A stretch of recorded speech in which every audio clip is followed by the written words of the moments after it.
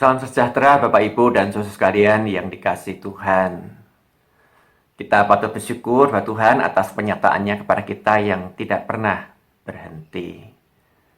Tuhan selalu hadir dalam hidup kita dan selalu menyapa kita melalui firman-Nya. Hari ini kita akan merenungkan sapaan firman Tuhan yang terambil dari 2 Korintus 13 ayat 5-10 dengan tema Ujilah dirimu sendiri. Saya akan membacakan satu ayat saja, yaitu ayat yang kelima, yang demikian bunyinya. Ujilah dirimu sendiri. Apakah kamu tidak tegak di dalam iman?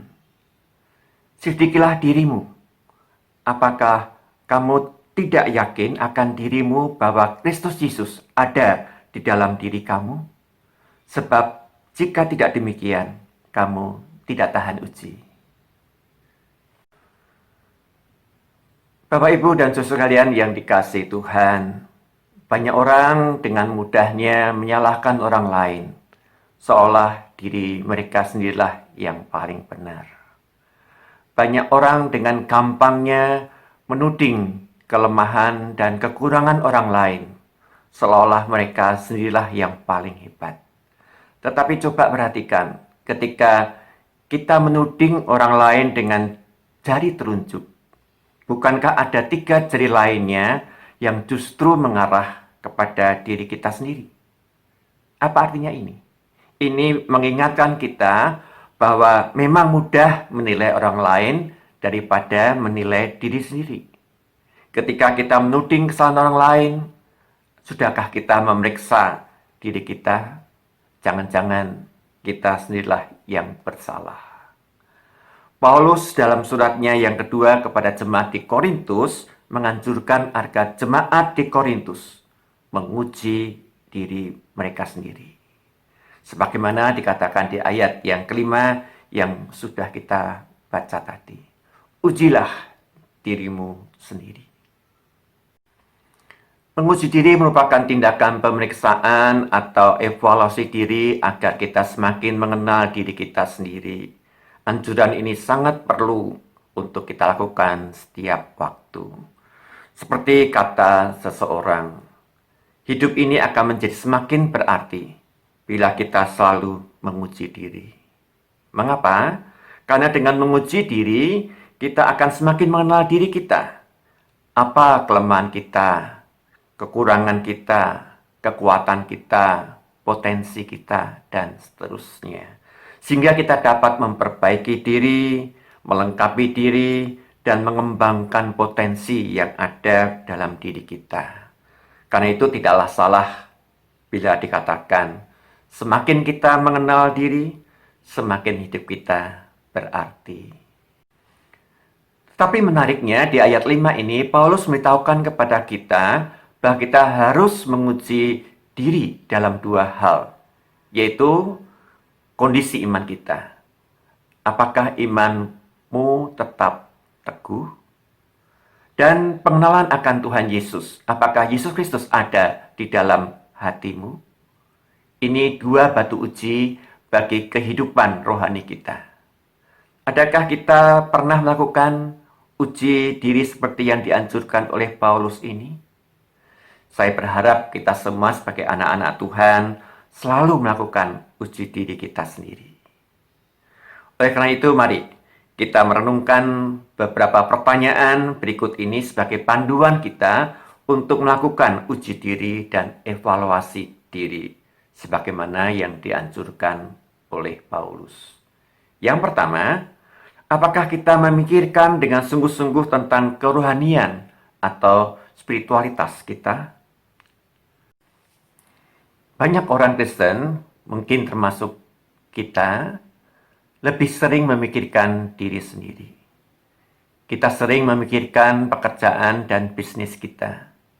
Kita sering memikirkan apa yang akan kita makan, minum, dan pakai, dan seterusnya. Bukannya semuanya itu tidak penting. Sangat penting. Kita membutuhkan semuanya itu untuk kelangsungan hidup kita di dunia ini. Tetapi perlu kita ingat, kebutuhan kita tidak hanya kebutuhan jasmani, tetapi juga kebutuhan rohani. Adakah kita juga memikirkan kebutuhan rohani atau jiwa kita?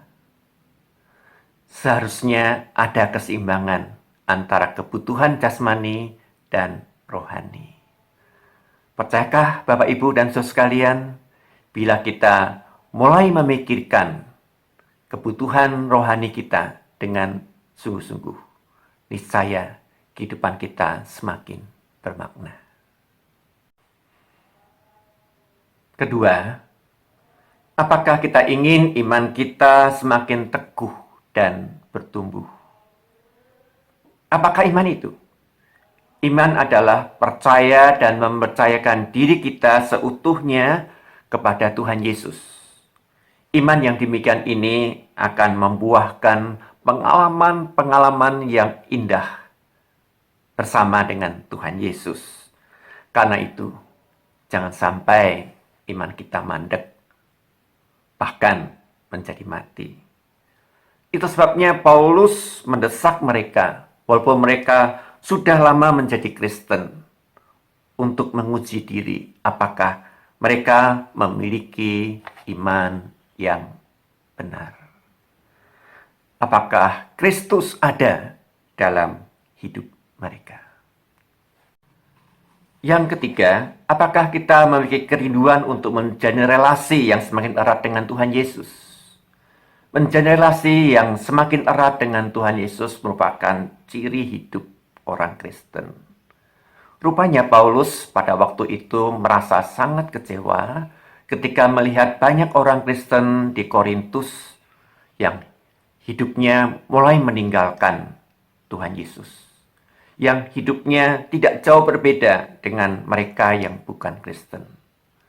Orang Kristen yang katanya menyembah Tuhan Yesus, tetapi kenyataannya hidupnya tidak jauh berbeda dengan mereka yang menyembah berhala. Itu sebabnya Paulus dengan serius bertanya, apakah benar Tuhan Yesus ada dalam dirimu? Yang berarti juga bagaimana relasimu secara pribadi dengan Tuhan Yesus. Pertanyaan yang sama ditujukan kepada kita saat ini. Bagaimana relasi Bapak, Ibu, dan saudara sekalian secara pribadi dengan Tuhan Yesus? Dekatkah atau jauh? Eratkah atau renggang? Inilah yang membedakan antara hidup orang Kristen dan mereka yang bukan Kristen, yaitu relasi yang erat dengan Tuhan Yesus. Bapak, Ibu, dan saudara sekalian yang dikasihi Tuhan, mari kita ambil waktu untuk menguji diri dan mengevaluasi hidup diri kita sendiri. Menguji diri adalah tindakan yang jauh lebih baik ketimbang menguji dan menilai hidup orang lain. Sebab dengan menguji diri, kita akan diperbaiki, diperbarui, iman kita semakin diteguhkan, dan relasi kita dengan Tuhan Yesus semakin erat. Sudahkah kita membangun kebiasaan untuk menguji diri sendiri? Amin. Mari kita berdoa. Bapa kami yang di surga, tolonglah kami agar kami dapat menguji diri kami sendiri, dapat mengevaluasi hidup diri kami sendiri. Kami percaya bila kami melakukan tindakan pemeriksaan diri setiap saat, maka iman kami semakin diteguhkan, dan relasi kami dengan Tuhan Yesus semakin erat, sehingga hidup kami semakin bermakna, semakin menjadi berkat bagi sesama, terlebih di tengah pandemi ini yang kami belum tahu kapan berakhirnya. Kami mohon kiranya Tuhan segera memulihkan keadaan bangsa dan negara kami dari dampak pandemi COVID-19, khususnya di bidang kesehatan dan perekonomian. Dengan berkat Tuhan, kami percaya semuanya akan berjalan dengan baik dan keadaan menjadi pulih seperti semula, bahkan menjadi lebih baik. Kami berdoa juga bagi gereja-gereja di Indonesia, khususnya di lingkup GKI Klasis Bojonegoro. Tuhan memberikan kekuatan dan kesehatan yang baik, serta memberkati kesaksian dan pelayanan semua jemaat-Mu. Terima kasih Tuhan, dalam nama Tuhan Yesus kami sudah berdoa dan mengucap syukur. Amin. Sampai jumpa lagi. Tuhan Yesus memberkati kita. Amin.